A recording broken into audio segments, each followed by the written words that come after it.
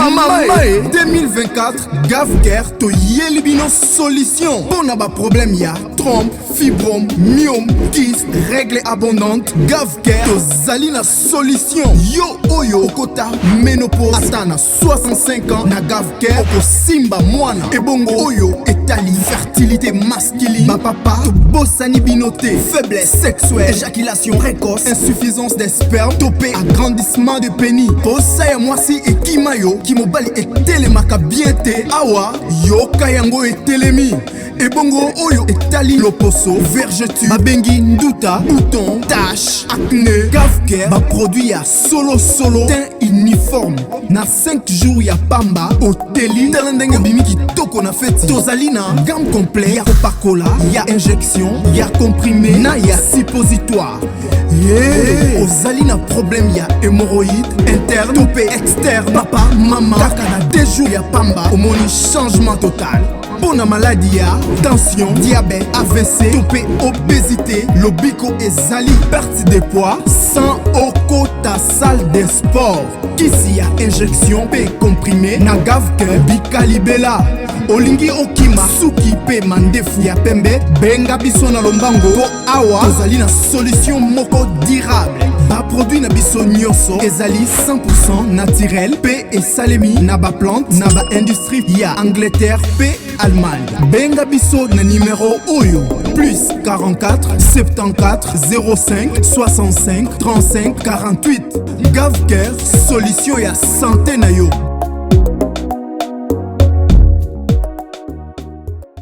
Gavker aye na ba solution ya kilikili. Gavker aye penza na ba solution ya kafu.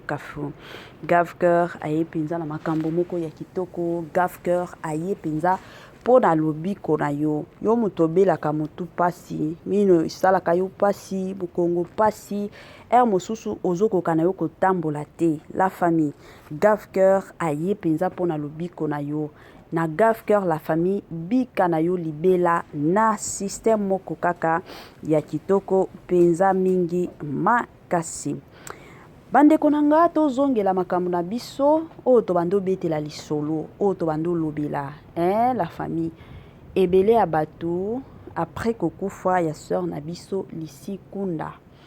Ebele ya bato baye na makambo ebele bato mosusu baobituna est-ce que kobela kaka ya pamba ya 2 jours ekoki koboma mutu. Kaka kobela ya 2 jours oyo ekoki koboma mutu. Est-ce que ezalaka il faut bapesa biso penza makambo solo oyo penza eboma ndeko na biso eboma musicienne na biso eboma mama na biso. Bato ebele bazolo babongo. Ebele ya bato baye lelo baye koloba ke non peut-être ezande poison batie la ki kana ba église o ba invitaka bango parce que ndenge toyebi babando yemba na bango kala penzande babandaki koyemba et yaki kosala que après quelque temps bakomaki na bango ko bimisa lisusu banzembo te, mais la plupart du temps babandaki nde ko bengisa bango na ba église. Mona ba église boye soki bazana ba marathon bazana ba séminaire na église yango nde babandaki ko bengisa bango. Sikopo na bango moko ko bimisa banzembo babandaki lisusu ko bimisa te. Alors yango esalike bato ebele baye koloba ke non ekoki kozala nango poison, peut-être yango ebomiye. Talaka Congo na biso mikolo yo ekomi mwa pasi la famille Congo na biso ekomi kaka bato tokomi kotambola na kobanga, bato tokomi kotambola na kokeba bato tokomi kotambola na kobanga penza ya makasi. Mosusu ata soki ozosolola na mutu obanga mutu oyo azoya na ndenge ya bientôt azoya na ndenge ya mabe. Mosusu ata soki batieli yo biloko kolia oke feti batieli yo biloko kolia omona ata bato mosusu baliaka lisusu te.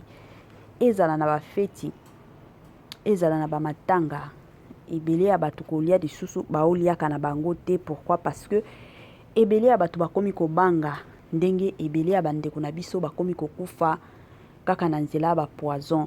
Alors yango ekosala que bato ebele bakomi kolobaka bongo ke non ekoki kozala poison parce que na kotala ka boye 2 jours apamba mutu akufi na explika bino ndenge ndeko na biso mama na biso Lifsi Kunda akufaki alali ka boya lamuki tango alalaki azalaki na bien tango ayekolamuka kaka na ntongo akomi koyoka nzoto bien te azoyoka nzoto bien te ameli mwa kisi na ye lobi nango azoyoka ka bongo nde aye koyebisa ndeko na ye alobi ndenge eza boye mema ngai epai ya paster asambela mpo na ngai na oyoka na ngai nzoto bien te.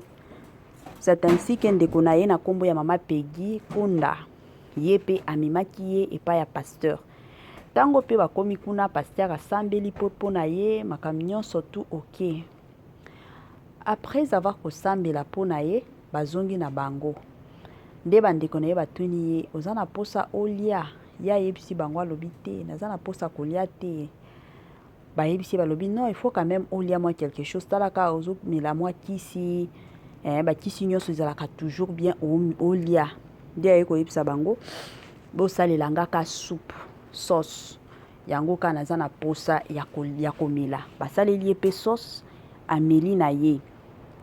Après quelques minutes bandeko na ye bayebisi balobi sikoyo okomelaka sauce wana il faut quand même olia mwa biloko mosusu ye ayebisi bandeko na ye alobi te naza na posa kolia te mais soki bolobi ke nalia na ozala na besoin nalia samusa. C'est ainsi que bayaki kotinda mwana na bango moko balobi comme ça yo kende olukela ye samusa nde akendaki na bon marché c'est sûr ake kuna pe asombi samusa tango asombi pe samusa baye bapesi ye aliaki kaka moko tango alie moko ayebisi bango keno nake na nga kolala. Bandeko na ye balobi ça va comme osisi pe komela kisi na mwa samusa olie comme ça kende opema alobi yana kende pinza kopema naza na posa ya kopema. C'est ainsi que akendaki pe kolala wana ka ndenge alobaki kopema ezalaki kopema mpona libela. Tango alali bakie kolamusa ye heure moko ba 21h baye balamusi bamoni ke azolamuka na ye te yango balobaki te tomema ye na hôpital yango bamemaki ye na hôpital. Tango mpe bakomi hôpital wana badokter bameki bamunganga bameki azopema na ye te. C'est ainsi que bayaki koyebisa bango keno asi akufi bango bandimaki te parce que aza mutu abandaki na ye koloba kokufa ka boye ndenge nini yango bango baboyaki penza kokotisa ye na morgue balobi keno avanda nanu peut-être eza kaka kolala jusqu'à ce que tokomaki 2h du matin bamonaki ke non aolamuka ka te yango famille eyaki kondima ke akufi eza bongo. Bandeko na nga eloko oyo nalingi naloba na makambo nyonso na communauté na biso kande nalobaki na ebandeli tozalaka bato moko soki makambo aliwa ekoti la plupart ya biso bato toboyaka na biso kondima na air mosusu na bitunaka ezalaka nini pona biso ezalaka penza nini pona Congo na biso ezalaka penza nini parce que façon biso toina kondima liwa façon biso toboyaka kondimela liwa bandeko nanga esalaka penza pasi esalaka pasi moni ndenge toza na vie bongo mutu na mutu aza na ndenge na ya kokufa eza na bato mosusu alamuki na ye tongo aza bien mosusu azotala télévision kana nzela télévision wana akufi nga nayebi ndeko moko akufaki na journée makambo nyonso bien alie asokoli ye nde azalaki yaya na ndako na bango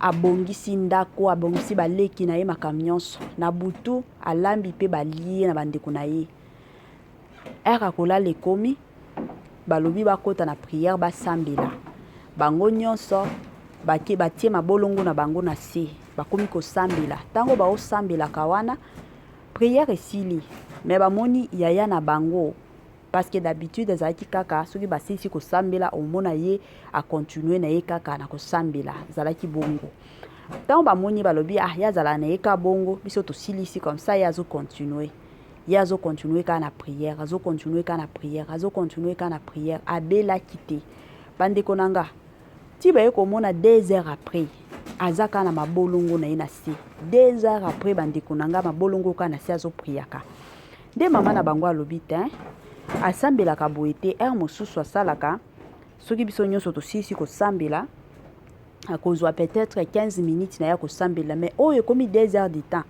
nde ake konani ka ndenge ezalaka koningisa ye bandeko na nga donc azo répondre na ye te mama ameki rien nde abengi papa abengi bandeko na ya mibali ntango baye koya bameki batali ye boye aoloba te miso ka ya kokanga bameki ye na motema ezosala eloko te nde balobi te tomema ye na hôpital bakimi mbango bamemi ye na hôpital kokoma na hôpital balobi asi akufa kala ka ndenge azalaki na mabolongo na se la famille mpona kozongisa mpenza makolo la famille ezalaki pasi donc 2 heures du temps wana ye azalaki déjà kokufa donc na kati ya prière avant ta basilisa prière ye déjà mikufelaki abelaki na ye te bandeko na ngai donc wana nyonso na opesa bino exemple oyo eza kaka non totia na mutu ke liwa ntango eyaka eyebisaka mutu te ke non lelo nakoya epa na bino lelo nakosala boye te ezalaka bongo te eza na bato mosusu ere mosusu balamuki na bango ntongo asalisali makambo nyonso aleli ka mutu esali nga pasi ameli na komela kisi oyo tomelaka biso nyonso mais après 2 heures du temps omoni ka mutu nakie kolala nde kokufa eza na bato mosusu bakufaka na banzela ya baaccident eza na bato mosusu bakufaka na banzela ya mai eza na bato mosusu bakufaka na bandenge eza na bato mosusu mpo bakufa fo babela famille ebimisa mpenza mbongo nde bomoni moto akufi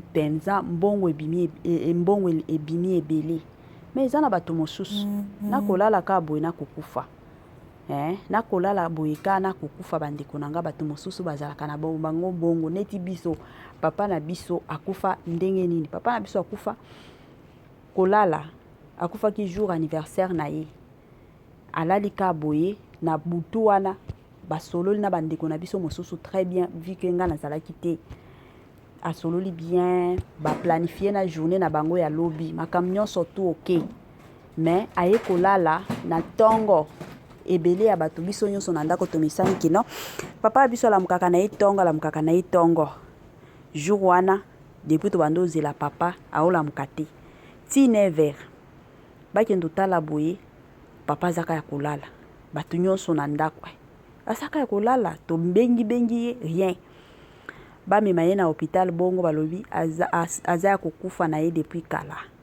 donc mutu na mutu azalaka na ndenge na ya kokufa mama na biso lisikunda akufi lelo parce que nzambe ye moko premièrement apermettra kike akufa deuxièmement eza ngonga na ye eza babilo mosusu okoboya te babilo mosusu bandeko na nga okoboya te eloko ifo totiaka na mutu eza kaka no mwana nzambe soki akufi ezalaka esengo mpona biso abana nzambe pourquoi parce que toyebi ke ake na ye kopema bato oyo tomitunaka mituna ebele eza bato ya mokili motu oyo mpenza ayebaki na ye liloba ya nzambe ayebaki na ye makambo ya nzambe te nde bato wana bapesaka biso mwa pasi okomi komituna nzambe pourquoi mais mutu oyo deja ayebi makambo ya nzambe en tout cas tobangelaka ye te la famille oyebi kaka no ake na ye kopema ngonga na ye ekoki makambo oyo ayaki kosala na se ya moi na se ya mokili esili ake na ye kopemisa na ye nzoto na ye na système moko ya bien na moma oyo na osengaka na bandeko na biso nyonso oyo balandaka biso totia kaka libota mobimba ya bandeko na biso na maboko ya nzambe to continue toujours kosambela mpona bango tomitia bango surtout kana ba prière tosambelaka mpenza makasi mpona bango parce que eza facile te mpona libota mobimba eza facile te mpona biso bana nzambe eza mpenza facile te la famille ezosalaka pasi mpenza na motema na ndenge ya bien Grand merci na balandi nyonso ya Étoile Ines TV. Grand merci na ba nyonso bazwaka penza ta na bango nyonso pona kolandaka biso. Grand merci na bino nyonso bosalelaka biso ba partage, bokomelaka biso, bobengaka biso. Toye koyebisa bino ba merci mingi makasi, ba merci penza ebele. Grand merci na sponsor na biso officiel, sponsor na biso oyo atikaka biso te, sponsor na biso oyo azalaka toujours elongo na biso, sponsor na biso na kombo ya Jésus-Christ de Nazareth. Bambote nanga na ba mama nanga nyonso chéri, bambote nanga na mama Tina Sambia, mama Joséphine, mama Eugénie Zamanga, mama Titi, na pesi bambote na Linda Bukulu, na pesi bambote na madame Marie-Josée Chala, na pesi bambote na madame Sidonia Nsiala, na pesi bambote na madame Bijou, bambote nanga na madame Judith Diampovisa, pourquoi pas madame Céline, Kaba bisika nyonso alandaka biso, na pesi bambote na tonton héritier Yola de partout place nyonso aza, na pesi bambote na système moko ya kitoko penza mingi makasi. Pona bandeko na biso na chaîne na biso totiaka toujours ba publicité soki oza na posa mwa biloko na yo elekaka chez Étoile Ines TV. En tout cas kobanga na yo te, chaîne na biso ezalaka chaîne moko commercial, chaîne moko bana nzambe, chaîne moko ya tokos. Komela biso, benga biso na ndenge mwa ya bien, tokosolola na biso na système moko kaka ya kitoko. Wana na ye ko rappeler pe bino ta ndenge boyebi toza na concert na biso ya pasteur na biso, pasteur Moïse Mbiye. Concert ekosalema le 19 mai 2024. Rendez-vous à ne pas manquer le 19 mai 2024 au stade de Martyr avec le pasteur Moïse Mbiye. Bienvenue, welcome, karibu kwa wote. L'invitation est cordiale à tout le monde, la famille dans mutu nyonso openza azalaka na posa okota na mozindo ya prière. Rendez-vous le 19 la famille na stade de Martyr avec le pasteur Moïse Mbiye. Jour wana bandeko nanga, adoration sur adoration, louange sur louange. Jour wana batu oyo babelaka, batu oyo bakota ba jeune na ba jeune ba priya ba solution ezate. Mais jour à le 19 la famille et kozalande somo stade de Martyr. Est-ce que vous êtes prêts? Est-ce que vous êtes prêtes? Wana toromona na kaka le 19 mai na stade de Martyr avec le pasteur, le plus grand pasteur surtout de la République démocratique du Congo na stade de Martyr.